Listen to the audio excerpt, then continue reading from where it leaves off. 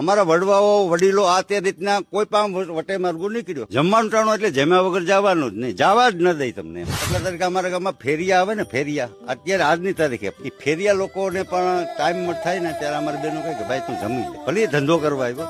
કદાચ દરેક લોકોના કાને પડેલી વાત એટલે એ વાત કે મેરનો રોટલો મોટો, તો કેમ રોટલો મોટો કહેવાય છે? હવે હું તમને એ વિસ્તારથી સમજાવું કે રોટલો બધા લોકો આપે એવું નથી કે મેર જ આપે એવું, પણ મેરનો રોટલો મોટો એટલા માટે, દાખલા તરીકે તમે આજે આવ્યા અત્યારે 2 વાગી ગયા ને, તમે તમારે કાને સાંભળ્યું જ હે ને કે જમ્યા વગર જવાય હે ને પાકું. હવે એ જ રીતના અત્યારે હાલું નહીં, અમારા વડવાઓ વડીલો આ તે રીતના કોઈ પણ વટે માર્ગો નીકળ્યો જમવાનું ટાણું એટલે જમ્યા વગર જવાનું જ નહીં, જવા જ ન દઈ તમને. અને પાછો એને પૂછે પણ નહીં તું કઈ જ્ઞાતિનો છે, તું ક્યાંથી આવસ, કઈ રીતે, બસ જમી લે તું, કોઈ પણ જાતના ભેદભાવ.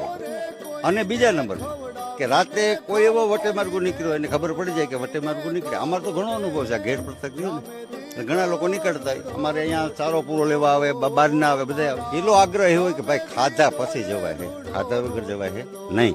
અને એ અમે ખાલી અમે નહીં, પુરુષો નહીં, અમારી બહેનો માતાઓ જે છે એ લોકોને પણ ખબર પડે.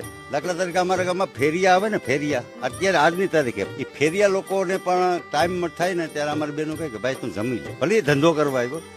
આ હિસાબે રોટલો મોટો એટલા માટે છે કે અમારું નાના બાળકથી માંડે, વૃદ્ધથી માંડે, બહેનોથી માંડે, જે કોઈ ને એ જમવાનું ટાણું હોય ને અજાણ્યો માણસ દેખી જાય તો જમ્યા વગર જવા જ ન દે, એટલે રોટલો મોટો છે.